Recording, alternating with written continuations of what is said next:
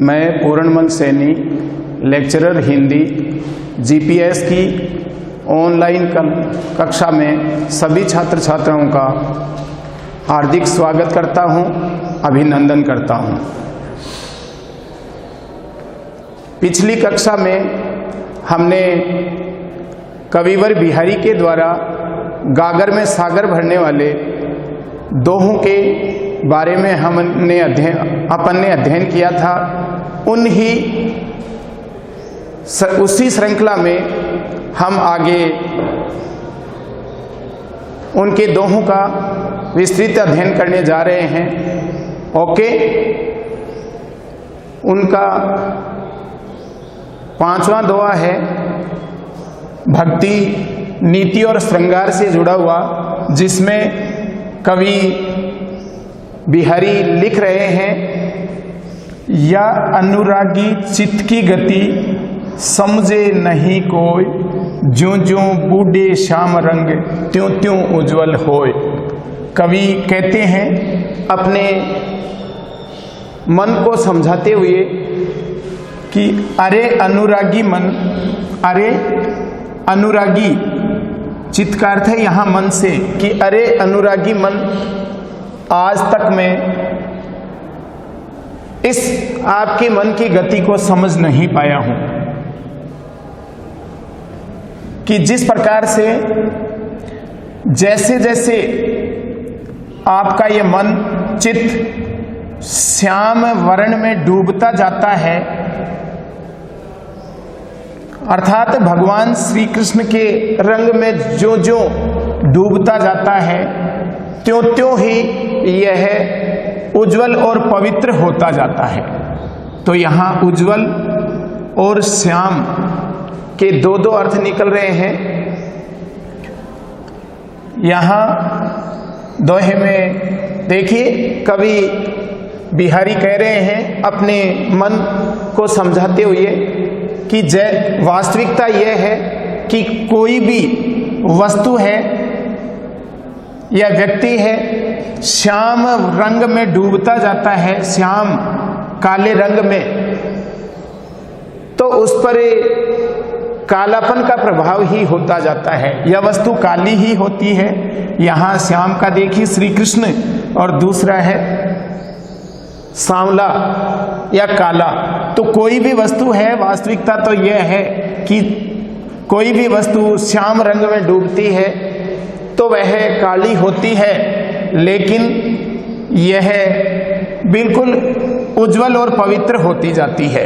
भाव यह है कि जो भी भगवान की भक्ति करता है, भक्ति करने के प्रताप से जैसे जैसे मुक्त आत्माओं के सानिध्य में रहने से, या भक्तों के समीप रहने से, या भगवान कृष्ण के सामीप्य में रहने के साथ ही एक अधम, वह भी विषय वासना रूपी विकार उसमें भी धीरे धीरे दूर होकर के उज्जवल और पवित्र होता जाता है। इस कारण पहली पंक्ति में देखिए यहाँ विरोधाभास अलंकार है, साथ में अनुप्रास भी है, और यहाँ सलेस अलंकार की भी प्रधानता विद्यमान है। पहले ही दोहे में यहाँ कवि ने अपने चित्त की मनोवृत्ति की ओर व्यंग्य किया है। ओके, दूसरा दोहा बिहारी के द्वारा लिखा गया है, जिसमें यह कहा गया है कि एक व्यक्ति की ओर इशारा करते हुए कि अरे मनुष्य, तुझे भगवान के भजन करने के लिए कहा गया था, अर्थात जिस वस्तु के भजन करने के लिए, उनका स्मरण करने के लिए कहा गया था, भजन कहो, भजन करने के लिए कहा था, ताते भजो, लेकिन तू सदैव उससे, ताते यानी उससे, भजो दूर भागता रहा, सदैव तो उससे दूरियां बनाता रहा। भजो ने एको बार, अर्थात तूने उसका एक बार भी भजन नहीं किया, उसका स्मरण नहीं किया, उसे वंदन नहीं किया। यानी जिस वस्तु के लिए तुम्हें उनके भजन करने की बात कही थी या भजने की बात कही थी, तुमने उसका एक बार भी भजन नहीं किया, एक बार भी उस वस्तु की स्तुति या वंदना नहीं की। दूर भजन जाते कहो, और जिससे तुम्हें दूर रहने की बात कही गई थी, दूर भजन, दूरी का अर्थ है दूर रहने की, जाते कहो कि तुम्हें सदैव उनसे दूर रहना है, तुम्हें उनके भजन या स्तुति या वंदना नहीं करनी है। सोते भजो गंवार, अरे मूर्ख, तूने गंवार मूर्ख, तूने उसका 100 बार वंदन किया, तूने उसको 100 बार भजाया, 100 बार स्मरण किया। तो यहां पहली पंक्ति में भजो और भजो शब्द आ रहा है, तो यहां इसके एक ही शब्द जब काव्य में 2 बार आता है, काव्य पंक्ति में प्रत्येक बार उसका अर्थ भिन्न भिन्न या अलग अलग होता है, यमक अलंकार होता है। क्योंकि यहां पहले भजो शब्द का अर्थ है दूर भागना, और दूसरे भजो शब्द का अर्थ है भजना, कि तूने उसका स्मरण किया है या भजन किया है। तो यहां काव्य में यमक और अनुप्रास की प्रधानता है, और साथ में विरोधाभास भी है कि एक बार तो उसे भजन करने की बात कही गई है और दूसरी बार उसे सदैव दूरियां बनी हुई हैं। तो यहाँ कवि ने मनुष्य की ओर संकेत करते हुए कहा है कि अरे मूर्ख मनुष्य, कि तू जिस सांसारिकता या अज्ञानता में पड़ा हुआ है, तुम्हें मुक्ति तभी मिल सकती है जब तू भगवान का स्मरण करेगा, यानी इस सांसारिकता से तभी छुटकारा पा सकता है। तो देखिए यहाँ दूसरे दोहे में भी यहाँ कवि ने एक अज्ञानी व्यक्ति या मूर्ख व्यक्ति को भगवान की भक्ति करने का संदेश दिया है, स्मरण करने का संदेश दिया है। तीसरा है अपना, इसमें भी कवि ने पुनः देखी तरुणा कर्ण फूल की ओर संकेत करते हुए कहा है कि अजो तरुणा ही रहो सुरती सेवक इक रंग, नाक वास बेसर लहो बसी मुक्तन के संग। कवि वर बिहारी कहते हैं कि अरे तरुणा, तरुणा कर्ण फूल। दूसरा देखिए यहाँ तरुणा शब्द के 2 अर्थ निकल रहे हैं, एक है कर्ण फूल,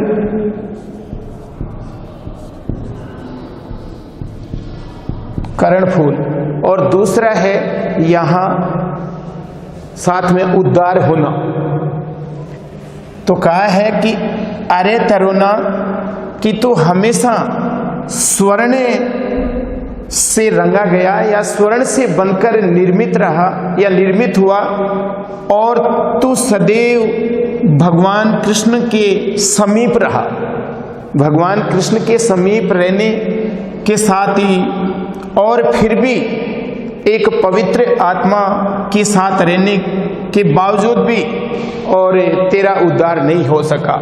यानी अजो तरुणा, कि तुम्हें भगवान कृष्ण के समीप और निकट रहने का तुम्हें अत्यधिक सुख प्राप्त हुआ है और फिर भी तेरा उद्धार नहीं हुआ है या तुम्हें मुक्ति नहीं मिली है। तुमसे तो अच्छा वह बेसरी है, बेसरी नाक का आभूषण। यहां नाक में पहना जाने वाला आभूषण, नाक में पहना जाने वाला आभूषण, आभूषण है कि तुमसे अच्छा तो वह बेसरी है जो नाक में पहना गया है और नाक में पहना जाने के साथ यानी मुक्तन, यानी मुक्त। कवि का कहना है कि मुक्त आत्माओं के साथ रहने से या सज्जन लोगों के साथ रहने से या भगवान के समीप रहने से मुक्त आत्माओं के सानिध्य के संसर्ग और संपर्क से अधम भी उच्च स्थान पा लेता है। यानी जो नाक का आभूषण है लेकिन समय के साथ उन्होंने और पहचान कर और उसमें मोती जड़े गए और वह आपसे तो ऊंचा स्थान प्राप्त कर लिया। तो एक और यहाँ देखिए सलेस अलंकार है, दूसरा यहाँ अनुप्रास अलंकार की प्रधानता है। अपने आप ही यहाँ देखिए तरुणा। अब सलेस्ट के अर्थ में यहाँ देखिए कि दो दो अर्थ निकल रहे हैं कि यहाँ सुरती का अर्थ है वेद या कान।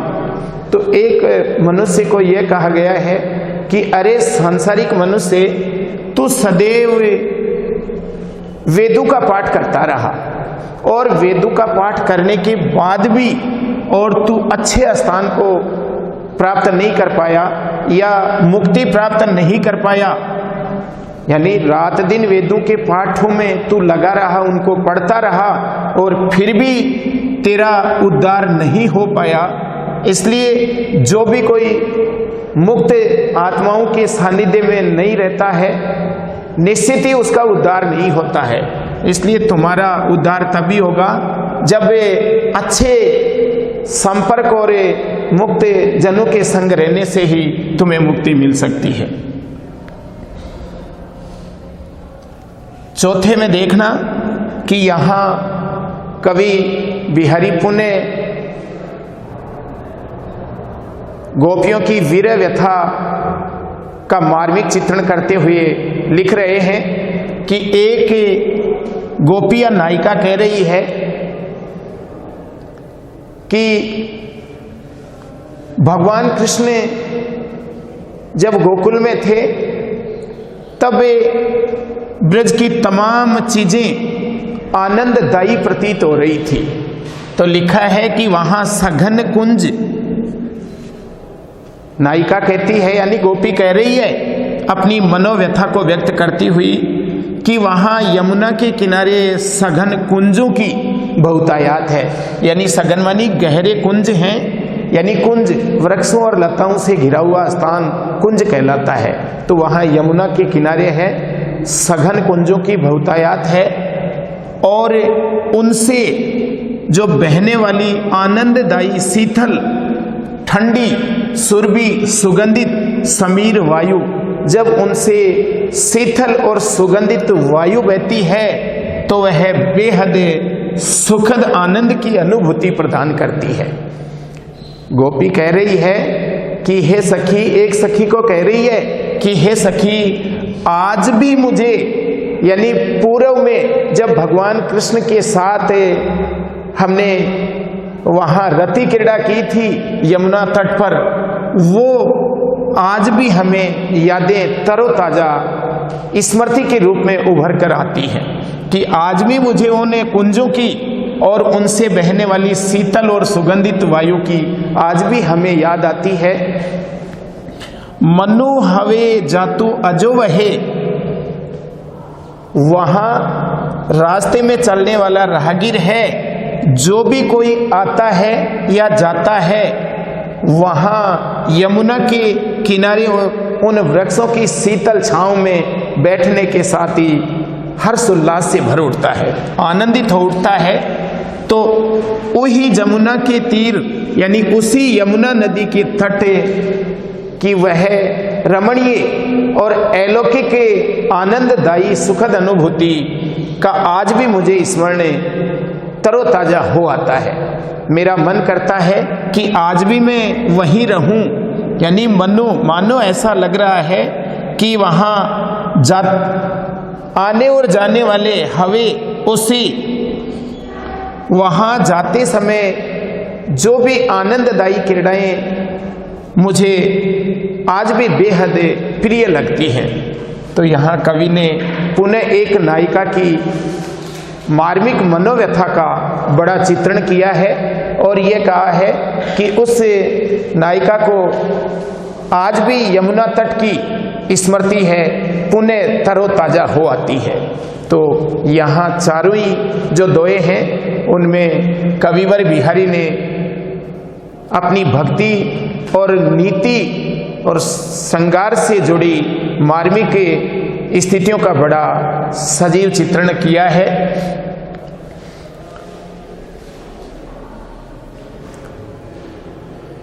पांचवा दोहा है सोहत ओडे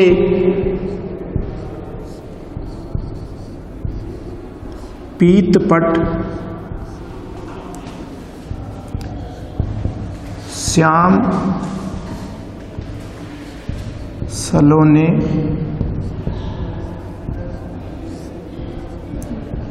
गात मनो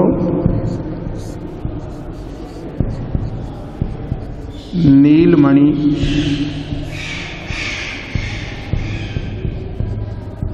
सैल पर आतप पड़ो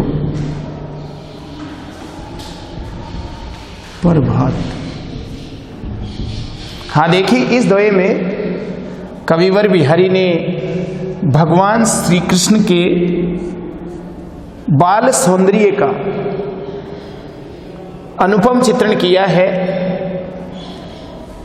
कविवर बिहारी लिख रहे हैं कि भगवान कृष्ण हैं सोहत ओडे, सोहत सुशोभित लग रहे हैं, ओडे पहने हुए, पीतपट पीले वस्त्र, पीले वस्त्रों में भगवान कृष्ण अत्यधिक सुशोभित लग रहे हैं। श्याम सलोने गात, गात मानी शरीर, सलोने मानी सुंदर, श्याम मानी श्री कृष्ण।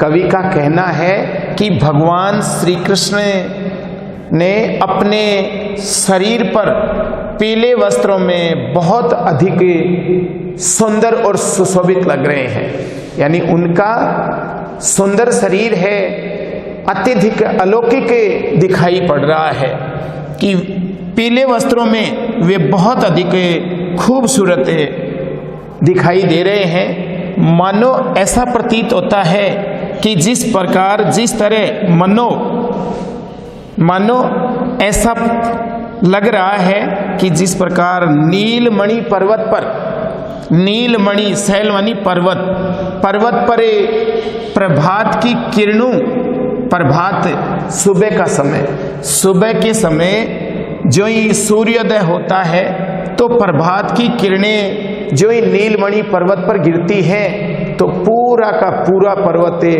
मणिकांचन युक्त हो जाता है। अर्थात उनका प्रकाश दूर दूर तक पर्वत को आलोकित कर रहा है। ऐसा लग रहा है कि जैसे भगवान श्री कृष्ण हैं अपने सांवले बदन पर पीले वस्त्रों में अत्यधिक सुशोभित हो रहे हैं, ठीक उसी प्रकार नीलमणि पर्वत पर जैसे ही प्रभात की किरणें सुबह के समय जब गिरती हैं तो पूरा का पूरा पर्वत मणिकांचन यानी कंचन युक्त प्रकाश से आलोकित होता हुआ दिखाई दे रहा है। इन दूर दूर तक प्रकाश है, स्वर्णिम आभा से महकता हुआ, चमकता हुआ दिखाई दे रहा है। तो यहाँ देखिए काव्य पंक्ति में एक और तो अनुप्रास अलंकार है और दूसरा है मनोशब्द आ रहा है, उत्प्रेक्षा अलंकार भी है। यानी उत्प्रेक्षा अलंकार की प्रधानता है कि जहाँ काव्य पंक्ति में उपमेय में उपमान की संभावना जताई जाती है, यानी भगवान श्री कृष्ण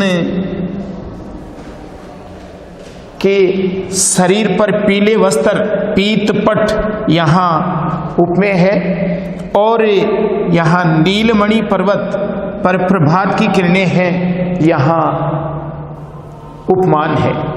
तो जहाँ उपमेय में उपमान की संभावना जताई जाती है या व्यक्त की जाती है और वाचक शब्द जन्नो मन्नो मानव जानव जन्नो मनो आदि आते हैं, वहाँ उत्प्रेक्षा अलंकार होता है।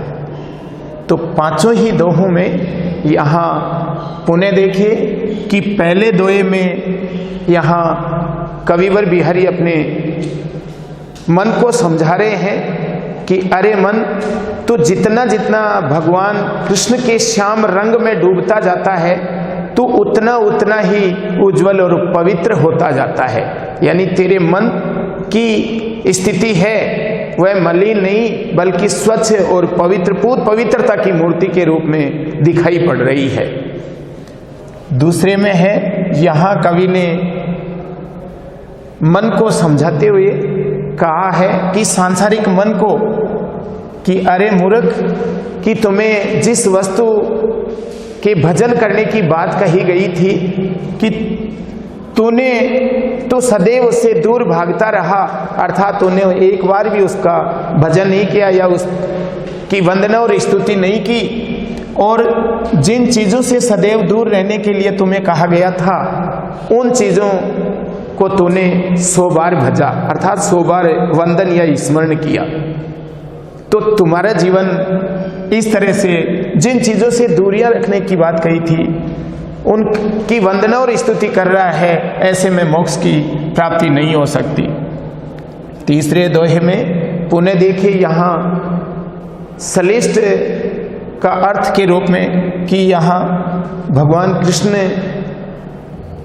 के समीप रहने के साथ ही और तू आज तक तेरा उद्धार नहीं हो सका है। अरे ऐसे भगवान कृष्ण के समीप या सानिध्य में रहने के बावजूद भी और तुम्हें मोक्ष की प्राप्ति नहीं हुई है, तुमसे अच्छा तो वह बेसरी है जो तुच्छ है कि बहुत छोटा तुमसे, और वह भी मुक्तन के संग रहने से यानी उत्कृष्ट और अच्छे लोगों के सानिध्य में रहने से ऊंचा स्थान प्राप्त कर लेता है। चौथे में यहाँ एक नायिका के मार्मिक हृदय का सजीव चित्रण हुआ है कि यमुना तट की यादें आज भी उन्हें जब जब भी स्मृति हो आती है पुनः तरोताजा हो उठती हैं कि यमुना के किनारे वहाँ वृक्षों की शीतल और सुगंधित वायु जब बहती है तो मन को बेहद प्रिय लगती है, क्योंकि उनसे शारीरिक संताप, कष्ट, पीड़ा, वेदना स्वतः ही दूर हो जाती हैं। तो यहाँ कहा है कि जो भी कोई व्यक्ति वहाँ आता या जाता है वह अनायासी और बड़े सौंदर्य के पूर्ण वातावरण के साथ बड़ी सुखद अनुभूति को प्राप्त करता है।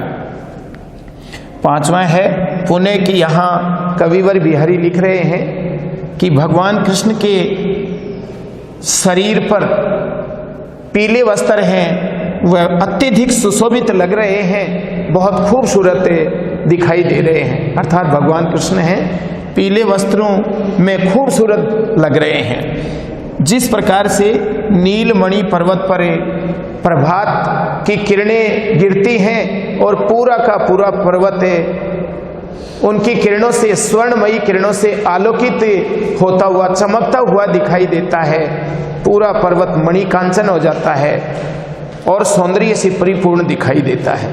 तो पांचों दोहों में देखिए भक्ति और नीति के बात कही गई है। अगला हम आगे के दोहों में पढ़ेंगे। Thank you.